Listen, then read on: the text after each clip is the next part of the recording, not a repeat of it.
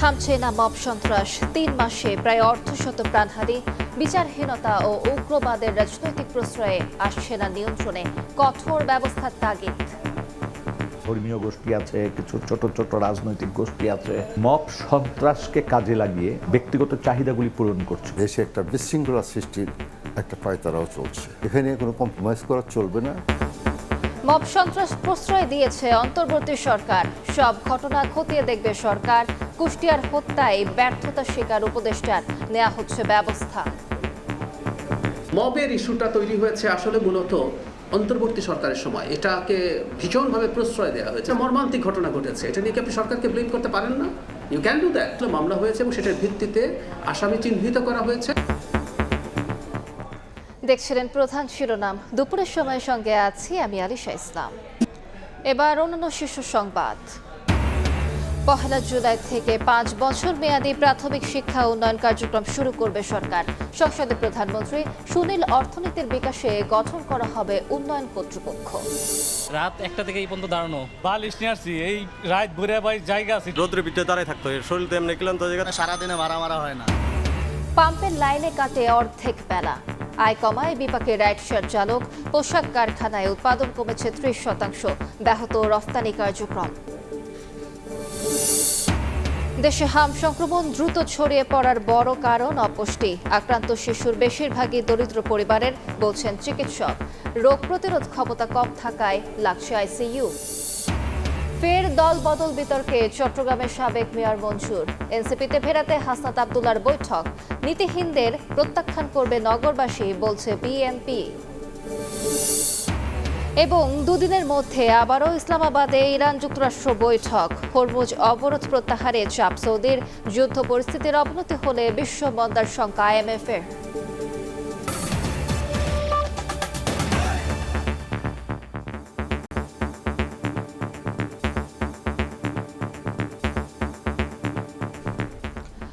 থামছে না মব সন্ত্রাস। নির্বাচিত সরকার ক্ষমতায় আসার পর কঠোর অবস্থানের কথা জানালেও নিয়ন্ত্রণে আসেনি। বিশ্লেষকরা মনে করেন, বিগত সময়ের এমন অপরাধের বিচার না হওয়া, উগ্রবাদের রাজনৈতিক প্রশ্রয় সহ নানা কারণে এখনও মাথাচাড়া দিচ্ছে সংঘবদ্ধ অপরাধীরা। মব রুখতে আইনের কঠোর প্রয়োগ, গুজব প্রতিরোধ, সামাজিক আন্দোলন ও নাগরিক সচেতনতায় জোর দিচ্ছেন বিশ্লেষকরা। ফারুক ভাইয়ের রবিনের রিপোর্ট। বাংলাদেশে কোনো রকমের মব কালচার আর থাকবে না। আমরা রিয়েক্ট করব খুব কঠোরভাবে। দেশে কোনো মব কালচার থাকবে না। রাজনৈতিক সরকারের ক্ষমতায়ন, মন্ত্রীদের প্রতিশ্রুতি, আইনসভায় দাঁড়িয়ে শক্ত ঘোষণার পর জনমনে আশা জেগেছিল অন্তর্বর্তী সরকারের সময় ব্যাপকভাবে ছড়িয়ে পড়া মব সংস্কৃতি থেকে হয়তো নিষ্কৃতি মিলবে এবার। কিন্তু বাস্তবতা যে এখনো ভিন্ন, তার বড় উদাহরণ কুষ্টিয়ায় সংঘবদ্ধভাবে মাজারে হামলা চালিয়ে পীর হত্যা, শাহবাগে মারধর সহ সাম্প্রতিক কিছু ঘটনা। মানবাধিকার সংগঠন হিউম্যান রাইটস সাপোর্ট সোসাইটির তথ্যমতে চলতি বছরের প্রথম 3 মাসে গণপিটুনি ও মব সহিংসতার অন্তত ৮৮টি ঘটনা ঘটেছে। এতে প্রাণ হারান প্রায় অর্ধশত মানুষ, আহত হয়েছেন ৮০ জন, যার মধ্যে গত মাসে 25টি মব সহিংসতার ঘটনায় নিহত হন 13 জন। ফলে প্রশ্ন উঠছে, আবারও কি মাথাচাড়া দিয়ে উঠছে মব সংস্কৃতি, কিংবা কেনই বা রাশ টানা যাচ্ছে না সংঘবদ্ধ এই অপরাধীর? সরকার কথা বললেও বাস্তবে এমন কোনো পদক্ষেপ গ্রহণ করে নাই যে পদক্ষেপের কারণে এটা একেবারেই বন্ধ হয়ে আসবে। আরেকটা জিনিসও সত্য, কিছু গোষ্ঠী আছে, ধর্মীয় গোষ্ঠী আছে, কিছু ছোট ছোট রাজনৈতিক গোষ্ঠী আছে, কিছু সমাজের দুষ্কৃতিকারী আছে, যারা এই মব সন্ত্রাসকে কাজে লাগিয়ে ব্যক্তিগত চাহিদাগুলি পূরণ করছে। অন্তর্বর্তীকালে সরকার থেকে এটা শুরু হয়েছে, তারা কোনো কঠোর ব্যবস্থা নিতে পারেনি। রাজনৈতিক উদ্দেশ্য থাকাটাও বিচিত্র নয়। এখানে উগ্রবাদটা কিছুটা মাথাচাড়া দিয়ে উঠেছে। আমরা লক্ষণ সমূহ দেখছি যে দেশে একটা বিশৃঙ্খলা সৃষ্টির একটা পায়তারাও চলছে। মানবাধিকার কর্মী ও অপরাধ বিশ্লেষকরা মনে করেন, মব সংস্কৃতি রুখতে প্রয়োজন আইন শৃঙ্খলা বাহিনীর কঠোর অবস্থান আর অপরাধীদের বিচার নিশ্চিত করা। একই সঙ্গে কেবল সরকার নয়, নাগরিকদের ভূমিকাও গুরুত্বপূর্ণ। এখানে কোনো কম্প্রোমাইজ করা চলবে না। যে কোনো অ্যাডভান্স ইন্টেলিজেন্স সেটা একদম প্রত্যন্ত অঞ্চল থেকে শুরু করে শহর নগর সব জায়গায় এই ইনফরমেশনগুলো পেতে হবে। আইন শৃঙ্খলা বাহিনী যারা সদস্য আছে আর জনপ্রতিনিধি আছে বিভিন্ন পর্যায়ে, সকলকে কোঅপারেট করতে হবে। মব যে পর্যায়ে এসছে এই পর্যায়ে মবকে নিয়ন্ত্রণ করতে হলে, নির্মূল করতে হলে সরকারের পাশাপাশি জনগণকেও যুক্ত হতে হবে। একটা গোষ্ঠী কায়েমি স্বার্থ রক্ষার জন্য তারা কি করছে, সাধারণ মানুষকে উস্কায় দিচ্ছে। ফলে এই জায়গায় সতর্ক না হলে সাধারণ মানুষগুলো ক্ষতিগ্রস্ত হবে। মানবাধিকার সংগঠন আইন ও সালিশ কেন্দ্রের প্রতিবেদন অনুযায়ী গত বছর মব সহিংসতায় দেশে প্রাণ হারান 198 জন। এর আগের বছর 2024 সালে 128 জন নিহত হন মব সহিংসতায়। ফারুক ভিয়া, রবিন, সময় সংবাদ, ঢাকা। অন্তর্বর্তী সরকারের আমলে মব সন্ত্রাস প্রশ্রয় দেয়ায় উৎসাহিত হয়েছে অনেকে। প্রধানমন্ত্রীর তথ্য ও সম্প্রচার উপদেষ্টা ডাক্তার জাহেদুর রহমান আরও বলেন, সেই সময় সব ঘটনা খতিয়ে দেখা হবে।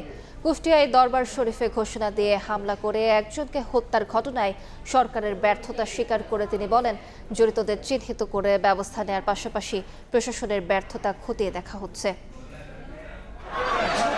জুলাই গণ অভ্যুত্থানের পর সারা দেশে ছড়িয়ে পড়ে মব সন্ত্রাস। টার্গেট ব্যক্তি বা প্রতিষ্ঠানকে ঘিরে উন্মত্ততায় মেতে ওঠে সংঘবদ্ধ উচ্ছৃঙ্খল গোষ্ঠী।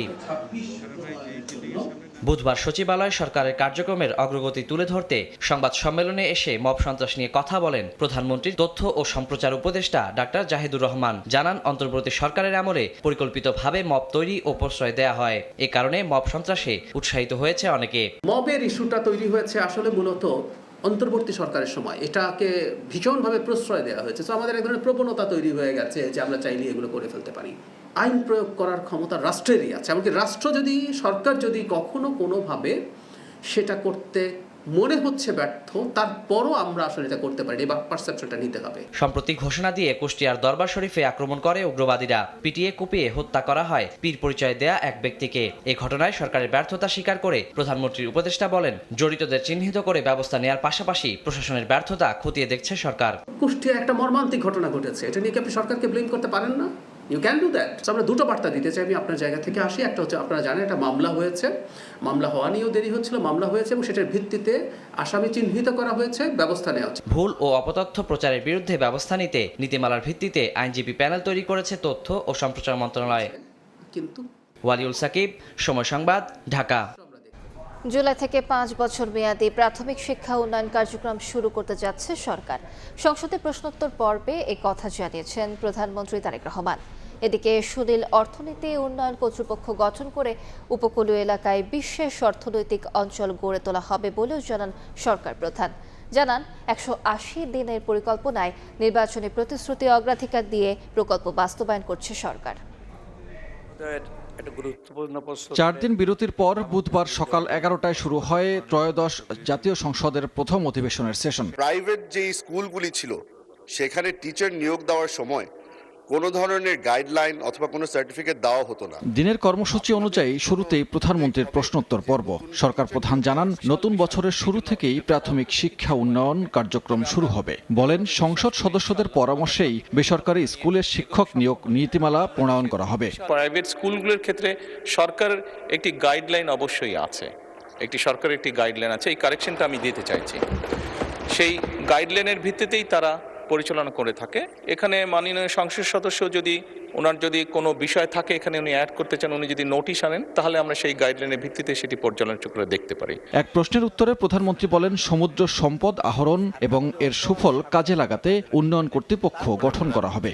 আমরা যদি এই ব্লু ইকোনমির বলতে যে সকল অর্থনীতি, যে সকল বিষয়গুলো এখানে আছে, সেগুলোকে যদি আস্তে আস্তে অর্থনৈতিক সম্ভাব্যতা বিবেচনা করে আমরা গড়ে তুলতে পারি, তাহলে অবশ্যই বহু মানুষের জীবনযাত্রার মান আমরা পাল্টাতে সক্ষম হব। ছেলেবেলায় বাবার সঙ্গে কুয়াকাটা ভ্রমণের স্মৃতিচারণ করেন সংসদ নেতা। জানান, পর্যটন খাত এগিয়ে নিতে পায়রা ও কুয়াকাটাকে ঘিরে ইকো ট্যুরিজমের ব্যবস্থা করা হবে। কুয়াকাটায় আমি গিয়েছিলাম একবার, এবং সেই স্মৃতিটি আমার রয়েছে শহীদ রাষ্ট্রপতি জিয়া রহমান আমার পিতার সাথে। সেজন্যই স্বাভাবিকভাবে এই অঞ্চলের প্রতি কিছুটা হলে আমার একটি দুর্বলতা রয়ে গিয়েছে। পর্যটন খাতকে দীর্ঘমেয়াদী, টেকসই এবং পরিকল্পিতভাবে এগিয়ে নেবার লক্ষ্যে বর্তমান সরকারের সুনির্দিষ্ট কিছু প্রতিশ্রুতি রয়েছে। বেসামরিক বিমান পরিবহন এবং পর্যটন মন্ত্রণালয় জাতীয় পর্যটন মহাপরিকল্পনা প্রণয়নের লক্ষ্যে এরই ভিতরে কাজ শুরু করেছে। সব শ্রেণীর মানুষের জন্য নীতি প্রণয়নের মাধ্যমে দেশকে এগিয়ে নিতে সরকার বদ্ধপরিকর বলেও সংসদে জানান প্রধানমন্ত্রী। বাস্তবায়নের উদ্যোগ এরই ভিতরে গ্রহণ করেছে। সানবির রূপল, সময় সংবাদ, ঢাকা। সংবিধান সংশোধনের বিকল্প নেই। সরকার ও বিরোধী দল একমত হলে সংবিধান সংশোধনের প্রস্তাব আনা হবে বলে জানিয়েছেন সরকার দলীয় চিফ হুইপ নুরুল ইসলাম মনি। সকালে সংসদ অধিবেশন শেষে বেরিয়ে এই কথা বলেন তিনি। সংবিধান সংশোধন ছাড়া কোনো বিকল্প নেই। আমাদের একটা বটলনেক হয়েছে তৈরি, যে আমাদের মধ্যে একটা ডাইলেমা হয়েছে এরকমের, যে বিরোধী দল চেয়েছে এই আদেশ বাস্তবায়ন হোক, আমরা বলছি প্রক্রিয়াটা হবে কি, এই দুইটা জায়গায় আটকা। কিন্তু আর কিন্তু সনদের ব্যাপারে কোনো বক্তব্য নাই। মাননীয় প্রধানমন্ত্রী গতকালকে কৃষি কার্ড বিতরণ করতে গিয়ে তিনি বলেছেন অক্ষরে অক্ষরে দাড়ি কর্মা সেমিকোলন সহ আমরা জুলাই সনদ বাস্তবায়ন করব। এরপর কি বাস্তবায়ন করতে হলে সংস্কার লাগবে, আর সংস্কার করতে হলেই সংবিধানে হাত দিতে হবে। জ্বালানি সংকটে আয় অর্ধেকে নেমেছে রাজধানীর রাইড শেয়ার চালকদের। তাদের দাবি, পাম্পগুলোতে ঘন্টার পর ঘন্টা অপেক্ষায়ও মিলছে না তেল। তবে পাম্প মালিকদের দাবি, তেল নিয়ে বাড়তি দামে বাইরে বিক্রি করছেন অনেক রাইড চালক। পাম্প মালিক আর রাইড শেয়ার চালকদের পাল্টাপাল্টি অভিযোগের মধ্যে বাড়তি ভাড়া মিটিয়ে ক্লান্ত যাত্রীরা। নাইম হাসানের রিপোর্ট।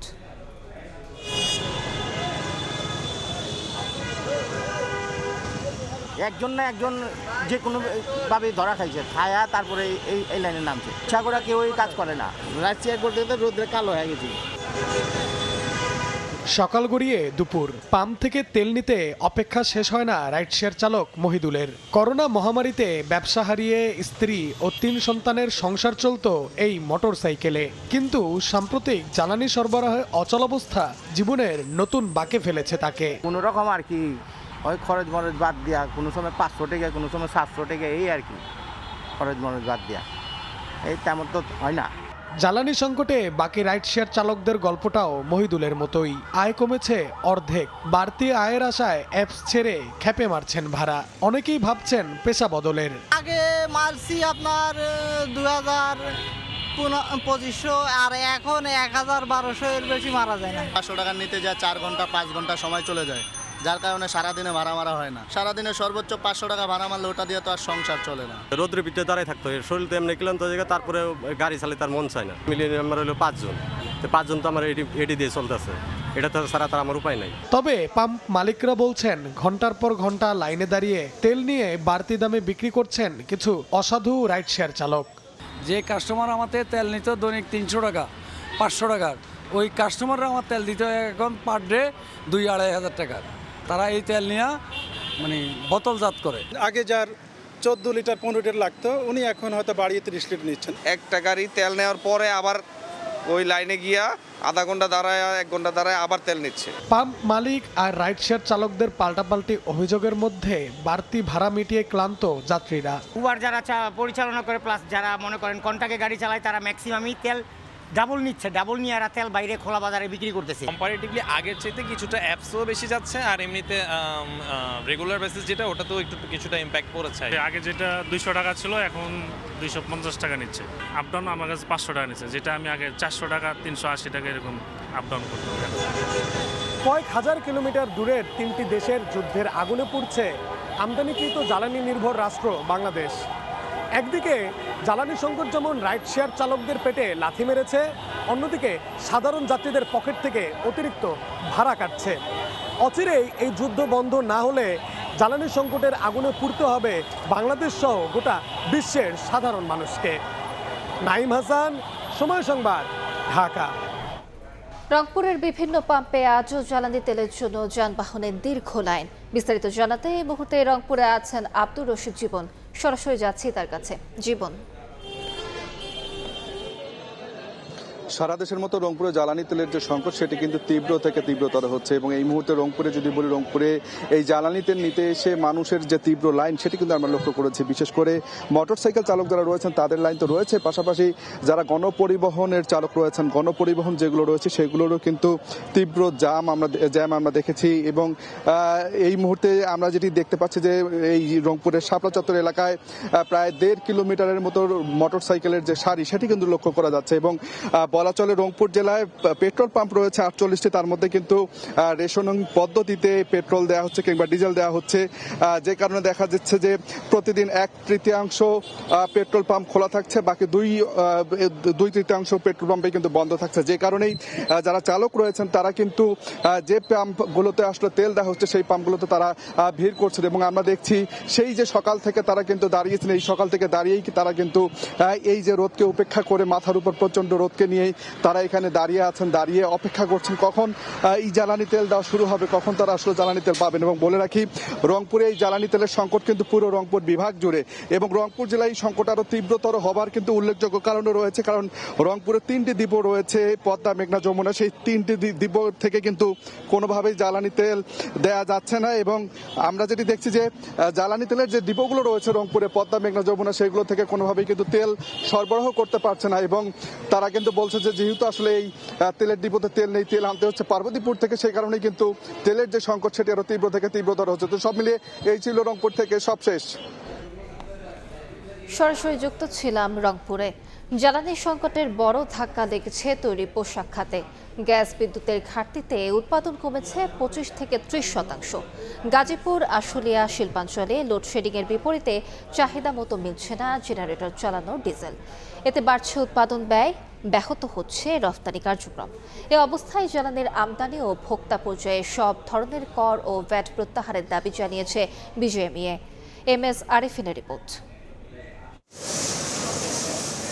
দেশের রপ্তানি আয়ের প্রধান খাত তৈরি পোশাক শিল্পে বছরের পর বছর ধরে গ্যাসের নিরবচ্ছিন্ন সরবরাহ না পেয়ে নির্ভরতা থেকে গেছে জেনারেটরই, যা চালাতে দরকার হয় ডিজেল, ফার্নেস অয়েল ও এলপিজির মতো জ্বালানি।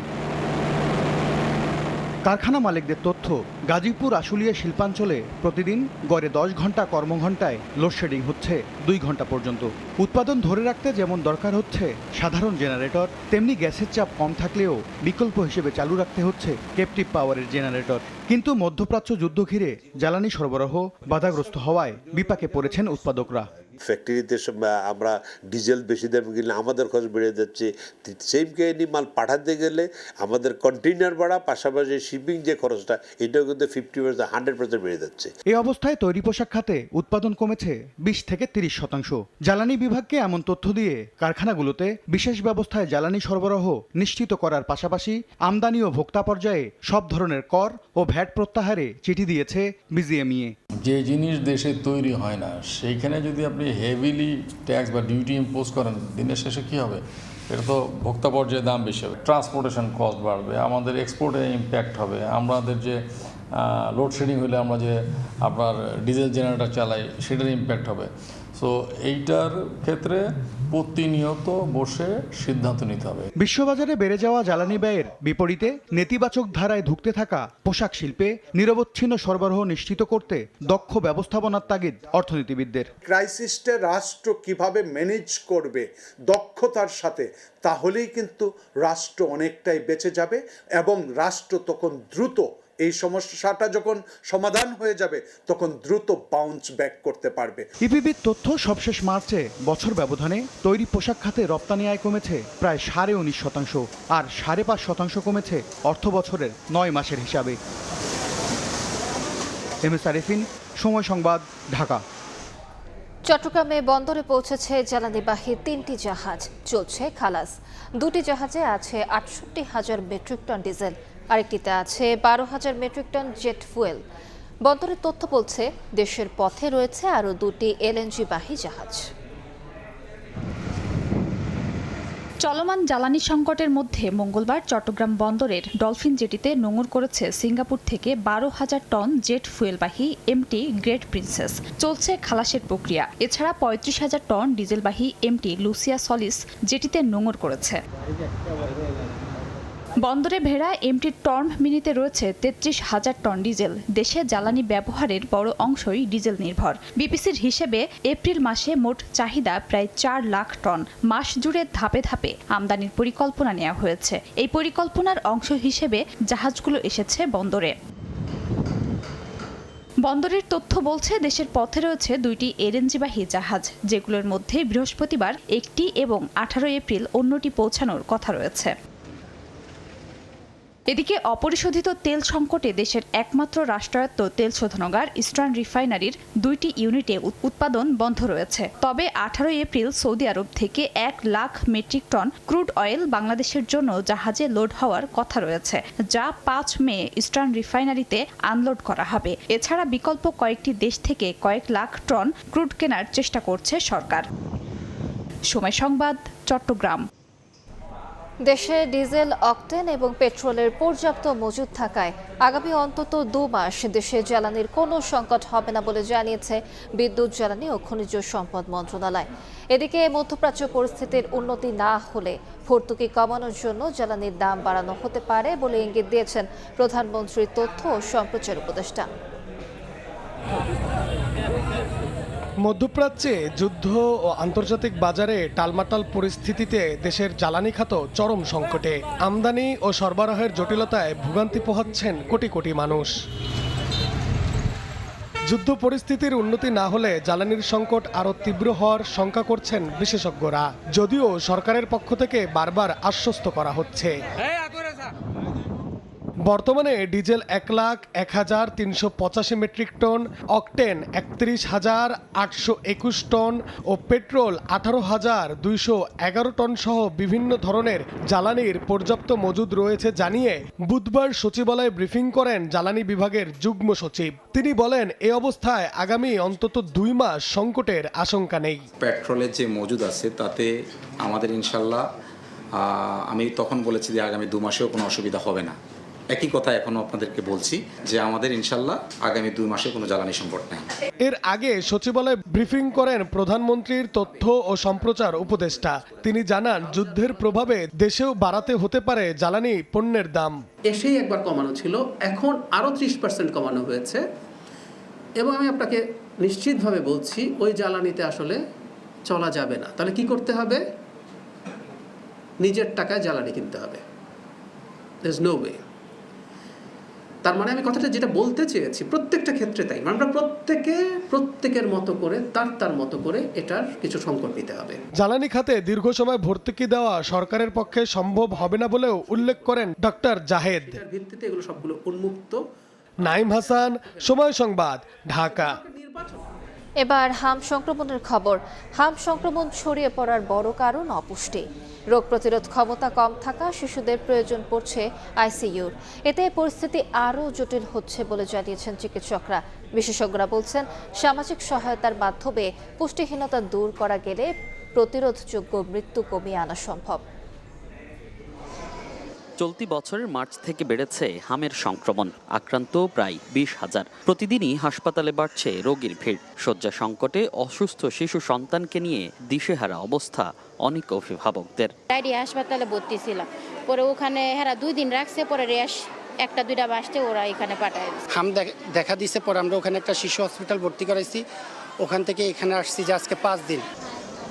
শুধু হাম উপসর্গ নয়, হাসপাতালে ভর্তি অনেক শিশুরই ছিল শারীরিক অন্য জটিলতা। কারো হার্টে ছিদ্র, কারো জন্মের পর থেকে খিঁচুনি, আবার কেউ সবেমাত্র সুস্থ হয়েছিল নিউমোনিয়া থেকে। আজকে 8 দিন ধরে এখানে আসলাম, সব কিছুই ঠিক আছে, কিন্তু 2 দিন ধরে আমার বাচ্চা চোখ মেলা চাইতেই পারতেছে। 1 সপ্তাহ হচ্ছে আমরা ওই যে কুর্মিটোলা হসপিটালে আপনার হচ্ছে নিউমোনিয়া আপনার হচ্ছে ট্রিটমেন্ট নিয়েছিলাম আর কি। 5 দিন পরে আবার হচ্ছে এই র্যাশটা বা হামটা দেখা দেয়। চিকিৎসকরাও বলছেন, যেসব শিশু আগে থেকেই অপুষ্টিতে ভুগছে বা ডায়রিয়া ও শ্বাসতন্ত্রের জটিলতার মতো সমস্যায় আক্রান্ত, হামের সংক্রমণে সেসব শিশুদের প্রয়োজন পড়ছে আইসিইউ সাপোর্ট। আমাদের বর্তমানে যে হামের যে টিকাদান কর্মসূচি চলছে তার আওতার মধ্যে সে আসলেই তাকে যত দ্রুত সম্ভব নিকটস্থ স্বাস্থ্যকেন্দ্রে গিয়ে চিকিৎসার ব্যবস্থা করতে হবে। জনস্বাস্থ্য বিশেষজ্ঞ বলছেন, দরিদ্র পরিবারের অনেক শিশু নিয়মিত পুষ্টিকর খাবার বা ভিটামিন এ পায় না। সামাজিক সহায়তায় পুষ্টিহীনতা কমিয়ে আনতে পারলে হামে মৃত্যু কমিয়ে আনা সম্ভব। পরিপূর্ণ রোগ প্রতিরোধ ক্ষমতা করতে আপনার 4 থেকে 5 সপ্তাহ 7 সপ্তাহ লেগে যেতে পারে। এটা যেই শরীরে টিকা দেওয়া হলো সেই শিশুর অনেক কিছুর উপর নির্ভর করে। ঢাকার বাইরে বরিশাল, চাঁপাইনবাবগঞ্জ সহ বিভিন্ন জেলায়ও বাড়ছে হাম আক্রান্ত রোগীর সংখ্যা। মনির হোসাইন, সময় সংবাদ, ঢাকা। এই মুহূর্তে রাজধানীর ডিএনসিসি হাসপাতালে আছেন সহকর্মী মনির হোসাইন এবং ময়মনসিংহ মেডিকেলে আছেন ওবায়দুল হক।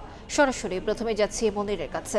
মনির, বেড়েই চলেছে হামের প্রাদুর্ভাব, হাসপাতালগুলোতে ভর্তি হচ্ছে নতুন নতুন রোগী। এই মুহূর্তে আছে রাজধানীর কোভিড ডেডিকেটেড হাসপাতালে। এই হাসপাতালে গত একদিনে নতুন করে ভর্তি হয়েছে 91 জন রোগী হামের উপসর্গ নিয়ে, এবং স্বস্তির খবর কিছুটা যে এই হাসপাতাল থেকে গত একদিনে 84 জন সুস্থ হয়ে বাড়ি ফিরেছেন, এবং এই সময়ে এই হাসপাতালে কোনো মৃত্যুর ঘটনা ঘটেনি। তবে এই হাসপাতালে এখন সংকটাপন্ন অবস্থায় আছে এখনো 46 জন, এবং এখানকার যেই শিশু ওয়ার্ডে আছে সেই শিশু ওয়ার্ডেও কিন্তু যেই ভর্তি রোগীর সংখ্যা সেটি বাড়ছে। এবং আমরা এখানে যেই রোগীদের দেখেছি অর্থাৎ শিশুদের বেশিরভাগই অপুষ্টি এবং তাদের যেই পূর্বে শারীরিক নানা জটিলতা, নিউমোনিয়া, কারো হার্টে ছিদ্র এবং কারো কারো অন্যান্য যে শারীরিক জটিলতা, সেসব জটিলতা ছিল। আমরা চিকিৎসকের সঙ্গে কথা বলেছি, চিকিৎসকরাও আসলে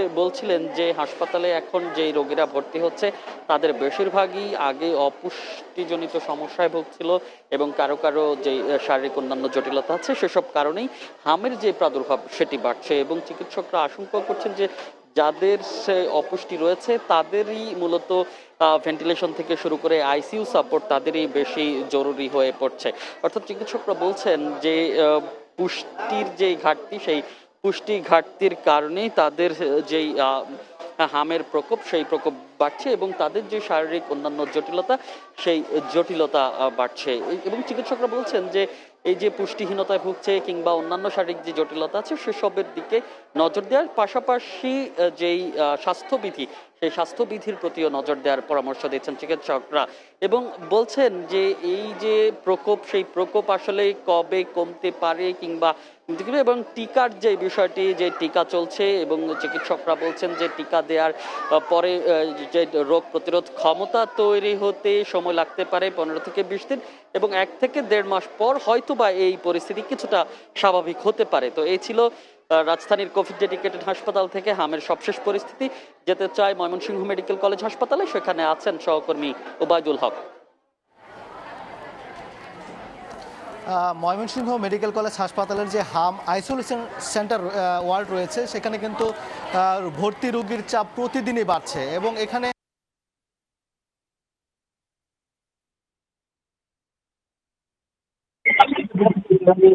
গাজীপুর, টাঙ্গাইল, রৌমারী সহ ময়মনসিংহ মেডিকেল কলেজ হাসপাতালে শুধু ময়মনসিংহ বিভাগ নয়, বিভাগের আশেপাশে যে বিভিন্ন জেলা রয়েছে গাজীপুর, টাঙ্গাইল, রৌমারী সহ বিভিন্ন কিশোরগঞ্জ, বিভিন্ন জেলা থেকে কিন্তু রোগীরা এখানে এসে ভর্তি হন, যার কারণে এখানে কিন্তু চাপ বাড়ে। এবং এই যে আইসোলেশন ওয়ার্ডটি রয়েছে এখানে যে শয্যা সংখ্যা সেই শয্যা ছাপিয়ে কিন্তু মেঝেতে রোগীদের চিকিৎসা নিতে হচ্ছে, এবং দেখতে পাচ্ছেন যে মেঝের অংশও কিন্তু অনেকটাই এখন পরিপূর্ণ।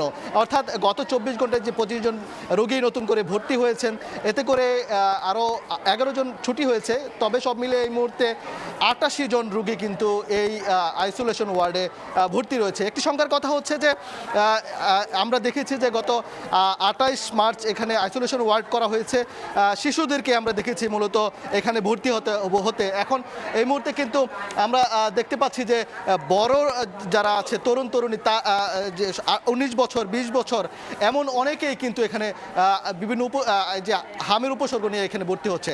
তো চিকিৎসকরা বলছেন যে তারা সর্বোচ্চ চেষ্টা করছেন তাদেরকে যে সমস্যাগুলো নিয়ে এখানে আসছেন সেই সমস্যাগুলো আসলে তাদের সেই অনুযায়ী তারা চিকিৎসা দিচ্ছেন। তো এই ছিল ময়মনসিংহ মেডিকেল কলেজ হাসপাতাল থেকে আমার কাছে সবশেষ খবর। মহাখালী এবং ময়মনসিংহ থেকে হাম সংক্রমণের খবর জানাচ্ছিলেন সহকর্মীরা।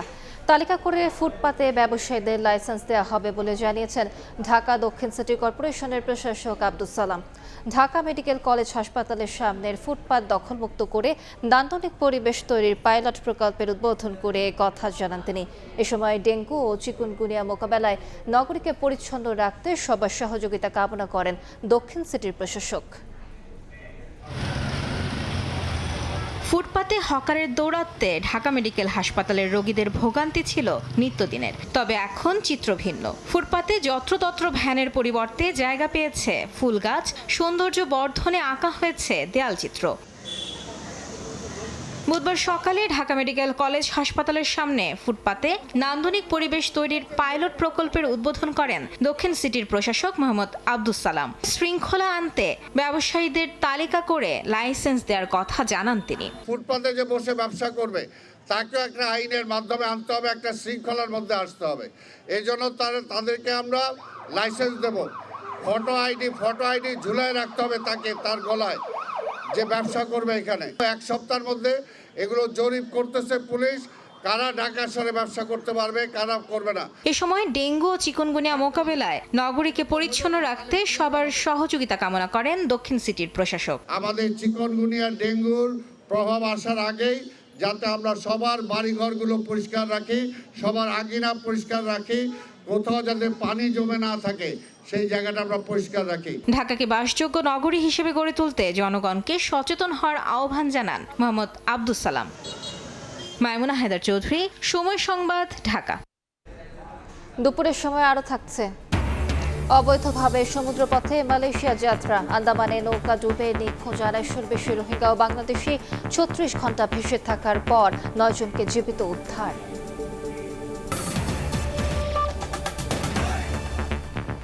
শিক্ষার্থীদের উৎসাহিত করতে আবারও প্রাথমিকে বৃত্তি পরীক্ষা চালু করা হয়েছে বলে জানিয়েছেন প্রাথমিক ও গণশিক্ষা প্রতিমন্ত্রী ববি হাজ্জাজ। সকালে মতিঝিল আইডিয়াল স্কুল ও মতিঝিল সরকারি প্রাথমিক বিদ্যালয়ে বৃত্তি পরীক্ষার কেন্দ্র পরিদর্শন শেষে এ কথা বলেন তিনি। বলেন, আগামীতে বৃত্তির সংখ্যা আরও বাড়ানো হবে। সকাল 10টা থেকে শুরু হয় প্রথম দিনের বাংলা বিষয়ের পরীক্ষা, চলে দুপুর 12:30 পর্যন্ত। আমরা বৃত্তি, স্কলারশিপ এগুলো দেওয়ার মূল কারণ হলো শিক্ষার্থীদের এবং গার্ডিয়ানদের উৎসাহিত করবার। সো উৎসাহিত করবার জন্য আরও 100টা জিনিস আমরা নামাবো, কিন্তু যেগুলো ইতিমধ্যে আছে সেগুলো আমরা সরাবো না, আরও বৃদ্ধি করার চেষ্টা করবো। সেই প্রচেষ্টাতে বৃত্তি পরীক্ষা। আমাদের সরকারের টার্গেট 100%, মানে স্ট্যাটিস্টিক্যালি স্পিকিং 96% প্রপার শিক্ষার হার আমরা আমাদের সরকার মেয়াদে পরিপূর্ণভাবে পূরণ করতে চাই। কখনো বিএনপি, আবার কখনো নিষিদ্ধ ঘোষিত আওয়ামী লীগে রাজনীতিতে ফের দল বদলে ঝুঁকছেন চট্টগ্রামের সাবেক মেয়র এম মঞ্জুর আলম। এবার এনসিপিতে ফিরতে হাসনাত আবদুল্লাহর সঙ্গে বৈঠক করে জন্ম দিয়েছেন নতুন বিতর্কের। গুঞ্জন রয়েছে সিটি কর্পোরেশন নির্বাচনে এনসিপির হয়ে লড়তে চান তিনি। রাজনীতিবিদরা বলছেন, নীতিহীনদের প্রত্যাখ্যান করবে নগরবাসী। আশরাফুল আলমের ক্যামেরায় শফিকুল আলমের প্রতিবেদন। এম মঞ্জুর আলম ঘন ঘন দলবদলের কারণে চট্টগ্রামের রাজনীতির বিতর্কিত ও সমালোচিত এক নাম।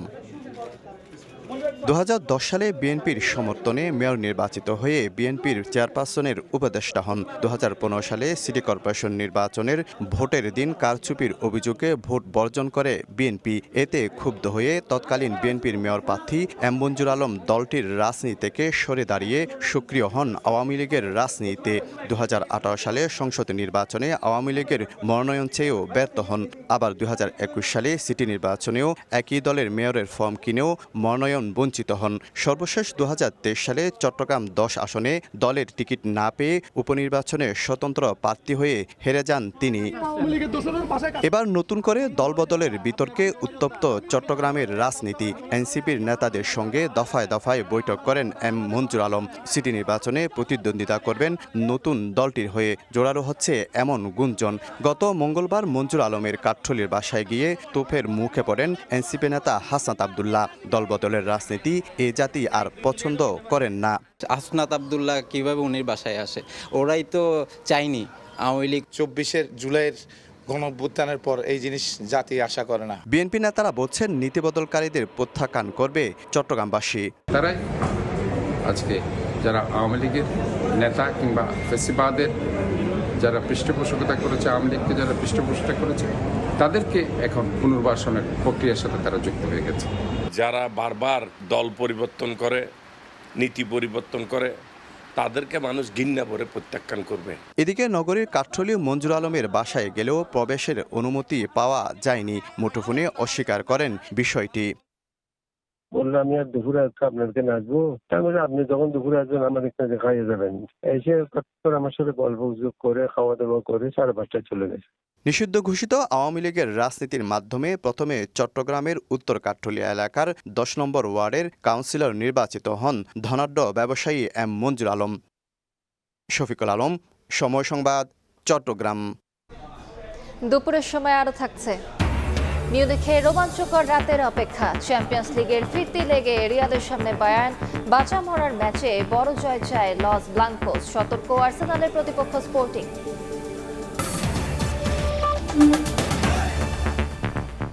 শাপলা চত্বরে হত্যাকাণ্ডের মামলা সহ র্যাবে থাকা অবস্থায় বিচার বহির্ভূত হত্যা মামলায় আসামি করা হতে পারে সাবেক আইজিপি চৌধুরী আব্দুল্লাহ আল মামুনকে। দুপুরে কথা জানিয়েছেন আন্তর্জাতিক অপরাধ ট্রাইব্যুনালের চিফ প্রসিকিউটর আমিনুল ইসলাম। বলেন, জুলাই অভ্যুত্থানে সংগঠিত হত্যাকাণ্ডের মামলার এজাহার কপি ট্রাইব্যুনালে দাখিলের নির্দেশ দেওয়া হয়েছে। প্রায় 1000 মামলার কপি তদন্ত সংস্থায় জমা পড়েছে বলে জানান তিনি। আগামী 10-15 দিনের মধ্যে আমরা চেষ্টা করছি যে শাপলা চত্বর যে একটা নারকীয় হত্যাযজ্ঞ যেটা হয়েছে, একটা সারা পৃথিবীর মানুষের বিবেকবান মানুষকে যারা আহত করেছে এই মানবতা বিরোধী অপরাধ, সেটার মধ্যে আমরা যাদের সম্পৃক্ততাই পাওয়া যাবে, এটা সিভিলিয়ান হোক, পুলিশ পার্সোনাল হোক, র্যাব হোক, আর্মি অফিসার হোক, যাদের এই কর্মকাণ্ডের সাথে সম্পৃক্ততা ছিল বা আমরা পাবো, প্রত্যেককে আমরা বিচারের আওতায় নিয়ে আসব। রাজধানীর যাত্রাবাড়ি থেকে সিরিয়াল রেপিস্ট রাশিদুল ইসলাম রাব্বিকে গ্রেফতার করেছে পুলিশ। সকালে ডিএমপি মিডিয়া সেন্টারে ব্রিফিংয়ে জানানো হয় তার বিরুদ্ধে অন্তত 10টি অভিযোগ রয়েছে। পুলিশ জানায়, মেয়ে সেজে ভিকটিমদের যাত্রাবাড়ি এলাকার দনিয়া কলেজ এলাকায় নিয়ে যেত অভিযুক্ত রাব্বি। সেখানে চালানো হতো যৌন নির্যাতন, পাশাপাশি ব্ল্যাকমেইলের মাধ্যমে আদায় করত অর্থ। ভিকটিমদের দ্রুত যোগাযোগ করার আহ্বান জানিয়েছে পুলিশ।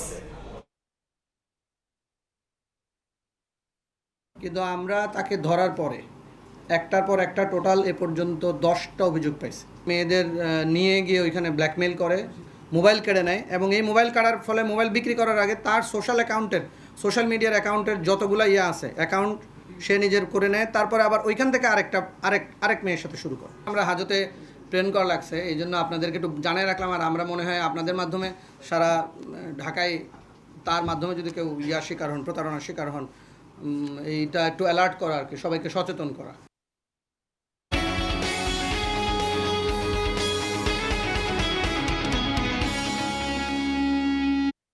নাটোরে চাহিদার চেয়ে 50,000 বেশি কোরবানির পশু প্রস্তুত রয়েছে। তবে পশু খাদ্যের চড়া দামের কারণে লোকসানের আশঙ্কায় রয়েছেন খামারিরা। আল মামুনের পাঠানো তথ্য ও রকুনুজ্জামানের ছবিতে রিপোর্ট। নাটোর সদর উপজেলার ডাল সড়ক এলাকার গরুর খামারি রেকাত আলী 2015 সাল থেকে 600 কেজি থেকে 1200 কেজি ওজনের গরু উৎপাদন করছেন তিনি। তবে প্রথম 5 বছর লাভ করলেও 2020 সালে করোনার সময় থেকে তিনি লোকসান গুনছেন। সামনে যে অবস্থা দেখতেছি, এখন বেচতে পারবো কিনা, যদি বেচতে পারি যে কোনো দামে বেচে দিয়ে আমি হলো অন্তকে এখান থেকে মুক্তি নিব।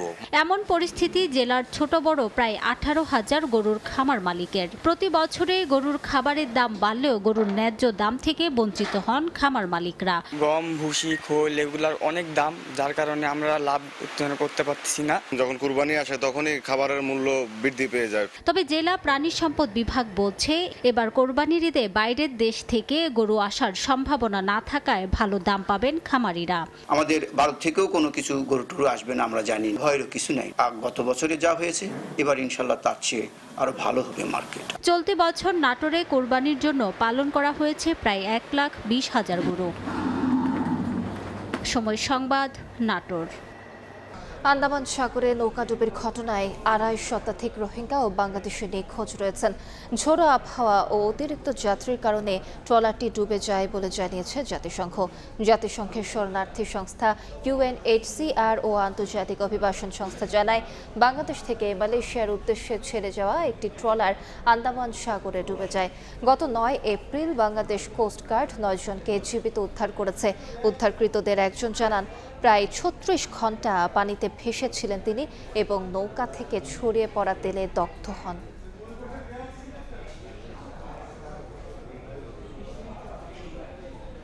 প্রবাসীদের নিরাপত্তা নিশ্চিতে সরকার কাজ করছে বলে জানিয়েছেন বাণিজ্য মন্ত্রী খন্দকার আব্দুল মুক্তাদের।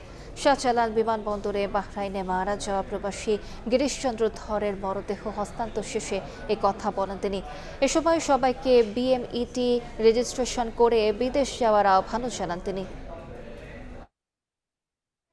মধ্যপ্রাচ্যের বাহরাইনে হার্ট অ্যাটাকে মারা যাওয়া বাংলাদেশি প্রবাসী গিরিশচন্দ্র সূত্রধরের মরদেহ দেশে এসেছে। বুধবার সকালে হযরত শাহজালাল আন্তর্জাতিক বিমানবন্দরের ৮ নম্বর গেটে সরকারের পক্ষ থেকে পরিবারের কাছে লাশ হস্তান্তর করা হয়। শেষকৃত্যের জন্য তাৎক্ষণিকভাবে দেয়া হয় ৩৫,০০০ টাকা। স্বাভাবিকভাবে মৃত্যুবরণ করেছেন, ১০ বছর থেকে বাহরাইনে আছেন। এ সময় প্রবাসী কর্মীদের নিরাপত্তা নিশ্চিতে সরকার কাজ করছে বলে জানান বাণিজ্যমন্ত্রী। সবাইকে বিএমইটি রেজিস্ট্রেশন করে বিদেশ যাওয়ার আহ্বানও জানান তিনি। এই মৃতদেহ এ পর্যন্ত আনতে আমাদের একটা খরচ হয়েছে, এটা ওয়েজ আর্নার্স কল্যাণ বোর্ড খরচ করেছে। এই টাকার পরিমাণ হচ্ছে ৪,২৫,০০০ টাকা। পরিবহন এবং দাফন এই বাবদ একটা খরচ দিব ৩৫,০০০ টাকা। মৃতদেহটি তাদের পরিবারের কাছে হস্তান্তর করব। যারা বিদেশে যান তারা যেন প্রত্যেকে বিএমইটির সাথে রেজিস্ট্রেশন করে যান, যাতে সরকারের রেকর্ডে তারা আনুষ্ঠানিকভাবে অন্তর্ভুক্ত থাকেন এবং সরকার তাদের পরবর্তী দেখাশোনা করতে পারে। গিরিশচন্দ্র ধরের গ্রামের বাড়ি সিলেটের পূর্ব মাছপাড়ায়। তাসনিয়া নিশাত, মিম, সময় সংবাদ, ঢাকা। যুদ্ধবিরতির শেষ মুহূর্তে ফের এক টেবিলে বসছে ইরান যুক্তরাষ্ট্র। 2 দিনের মধ্যে ইসলামাবাদে আবারও বৈঠক করবেন দেশ দুটির প্রতিনিধিরা। মার্কিন প্রেসিডেন্ট ডোনাল্ড ট্রাম্প জানান, যুদ্ধ প্রায় শেষ দিকে। ওয়াল স্ট্রিট জার্নালের প্রতিবেদন বলছে, হরমুজ প্রণালীর অবরোধ তুলে নিতে যুক্তরাষ্ট্রকে চাপ দিচ্ছে সৌদি আরব। আর আইএমএফ বলছে, যুদ্ধ দীর্ঘায়িত হলে দেখা দিতে পারে বিশ্ব মন্দা। হরমুজ প্রণালীতে মার্কিন অবরোধ আরোপের জেরে স্থবির বিশ্ব বাণিজ্য। দেশে দেশে বন্ধ হয়ে গেছে জ্বালানি সরবরাহ। বিশেষ করে এশিয়ার দেশগুলোতে তীব্র আকার ধারণ করেছে তেলের সংকট। মধ্যপ্রাচ্যে সংঘাত নিরসনে ইসলামাবাদে ওয়াশিংটন ও তেহরানের প্রথম দফার বৈঠক থেকে আসেনি কোনো সমাধান। তবে ইরানের সঙ্গে চলমান যুদ্ধ শিগগিরই শেষ হতে পারে বলে জানিয়েছেন মার্কিন প্রেসিডেন্ট ডোনাল্ড ট্রাম্প। বলেন, আগামী 2 দিনের মধ্যে আবারও আলোচনায় বসতে পারে ওয়াশিংটন ও তেহরান। ইরানের বন্দরগুলো দিয়ে সমুদ্র পথে সব ধরনের অর্থনৈতিক লেনদেন ও বাণিজ্য বন্ধ করে দেওয়ার দাবি করেছে যুক্তরাষ্ট্র। এরই মধ্যে ইরান সংশ্লিষ্ট 8টি তেলবাহী জাহাজকে ফেরত পাঠানোর কথা জানিয়েছে মার্কিন নৌবাহিনী। তবে ইরান বলছে, যুক্তরাষ্ট্রের অবরোধ বড় কোনো প্রভাব ফেলবে না। দেশটির স্বরাষ্ট্রমন্ত্রী বলেন, 8,000 কিলোমিটারের বেশি স্থল ও সমুদ্র সীমান্ত ব্যবহার করে বিকল্প বাণিজ্য চালু রাখবে তেহরান। এদিকে হরমুজ প্রণালীর অবরোধ থেকে সরে আসতে যুক্তরাষ্ট্রকে সৌদি আরব চাপ দিচ্ছে বলে খবর প্রকাশ করেছে মার্কিন সংবাদ মাধ্যম ওয়াল স্ট্রিট জার্নাল। ইরান যুদ্ধ পরিস্থিতির অবনতি হলে বিশ্বমন্দা দেখা দিতে পারে বলে সতর্ক করেছে আন্তর্জাতিক মুদ্রা তহবিল আইএমএফ। যুদ্ধ না থামলে 2026 সালে বৈশ্বিক প্রবৃদ্ধি 2% নেমে আসতে পারে বলে শঙ্কা প্রকাশ করেছে সংস্থাটি। রবিউল ইসলাম আওলাদ, সময় সংবাদ। ভারতে নানা আয়োজনে বাঙালির প্রাণের উৎসব পহেলা বৈশাখ উদযাপন করা হয়েছে। পশ্চিমবঙ্গ, আসাম, ত্রিপুরা ছাড়াও মেঘালয়, ওড়িশা, ঝাড়খণ্ডেও বর্ষবরণে মেতেছেন বাঙালিরা। যদিও বিধানসভা ভোটের আবহে পশ্চিমবঙ্গের ছবিটা এবছর একটু ব্যতিক্রম।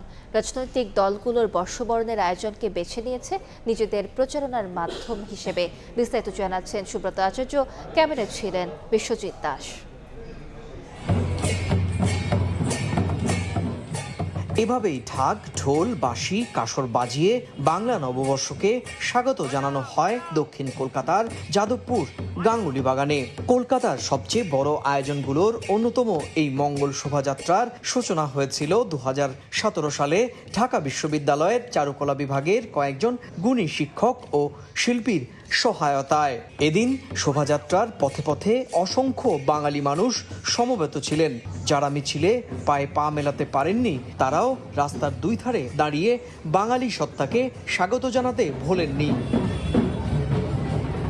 শোভাযাত্রায় দেখা গেছে রাজ্যটির বিভিন্ন জেলার সংস্কৃতি ও শিল্পকর্ম।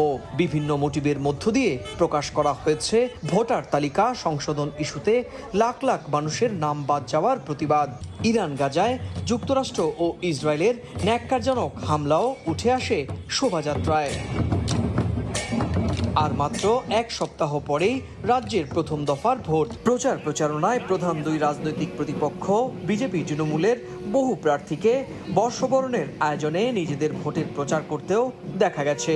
কলকাতার গাঙ্গুলি বাগান ছাড়াও পার্ক স্ট্রিটে ভাষা ও চেতনা সমিতির পক্ষ থেকেও এদিন বের করা হয় মঙ্গল শোভাযাত্রা।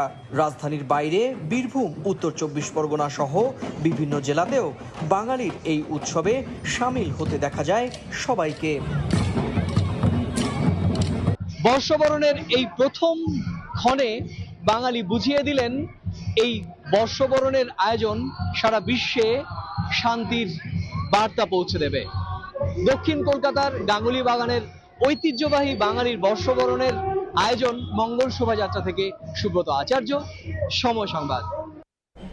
খেলার খবর, বাংলাদেশ সফরে এসে প্রথমবার অনুশীলন করেছে নিউজিল্যান্ড দল। প্রথমে ওয়ার্ম আপ, এরপর নেটে ব্যাটিং বোলিং অনুশীলন করেছেন নিউজিল্যান্ডের ক্রিকেটাররা। ব্যাটাররা যেমন ঝালিয়ে নিয়েছেন নিজেদের শট, তেমনি বোলাররাও কাজ করেছেন লাইন লেংথ ও ভেরিয়েশন নিয়ে। এই সিরিজে বেশ কয়েকজন তরুণ ক্রিকেটারকে সুযোগ দিয়েছে নিউজিল্যান্ড। অধিনায়ক টম ল্যাথাম, উইল ইয়াং ছাড়া বেশিরভাগেরই আন্তর্জাতিক অঙ্গনে অভিজ্ঞতা একেবারেই কম, তাই বাংলাদেশের কন্ডিশনে দ্রুত মানিয়ে নিতে বেশ মনোযোগী কিউইরা। স্বাগতিক দল অনুশীলন করছে এখন। টাইগাররা বেলা 2টা থেকে নিজেদের ঝালিয়ে নিচ্ছে মিরপুরে। শুক্রবার সিরিজের প্রথম ওয়ানডেতে মুখোমুখি হবে বাংলাদেশ ও নিউজিল্যান্ড। চ্যাম্পিয়ন্স লিগে রাতে বাঁচা মরার ম্যাচে মুখোমুখি হবে রিয়াল মাদ্রিদ ও বায়ার্ন মিউনিখ। অ্যালিয়েন্জ অ্যারেনায় ম্যাচ শুরু হবে রাত 1টায়। প্রথম লেগে সান্তিয়াগো বার্নাবুতে বায়ার্ন মিউনিখের কাছে 2-1 ব্যবধানে হেরে যাওয়ায় সেমিফাইনালের টিকিট পেতে অ্যালিয়েন্জ অ্যারেনায় অসম্ভবকে সম্ভব করতে হবে রিয়ালকে। বায়ার্ন বর্তমানে যে ফর্মে আছে তাতে কাজটা যে মোটেও সহজ হবে না তা বলাই যায়। ম্যাচটাকে সর্বোচ্চ গুরুত্ব দিচ্ছে রিয়াল মাদ্রিদও। কোনোভাবেই ট্রফিলেস একটা মৌসুম পার করতে চায় না ইউরোপের রাজারা, তাই ম্যাচটা ফাইনালের মতোই গুরুত্বপূর্ণ রিয়ালের কাছে। সবচেয়ে বড় স্বস্তির খবর, কিলিয়ান এমবাপ্পের ফিটনেস। ম্যাচের আগে অনুশীলন করেছেন ফ্রেঞ্চ তারকা। ঘরের মাঠে বেশ ফুরফুরে মেজাজে আছেন ভিনসেন্ট কোম্পানির বায়ার্ন মিউনিখ। প্রথম লেগের জয় এবং গত জানুয়ারি থেকে অপরাজিত থাকার রেকর্ড তাদের মানসিকভাবে এগিয়ে রাখছে।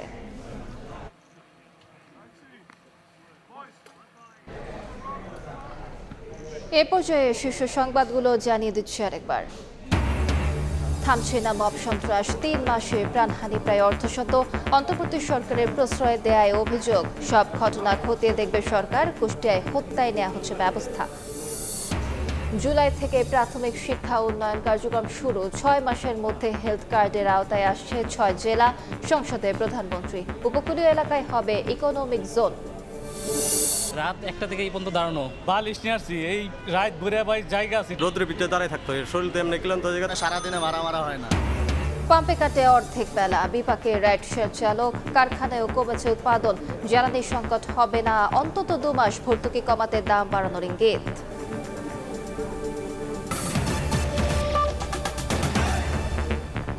এ ছিল দুপুরের সময়। এরপর বিভাগীয় সময় নিয়ে সঙ্গে থাকবেন ইমদাদুল হক। আলিশা, আপনাকে ধন্যবাদ। বিভাগীয় সময় নিয়ে আসছি কিছুক্ষণ পর, সঙ্গে থাকুন সময়।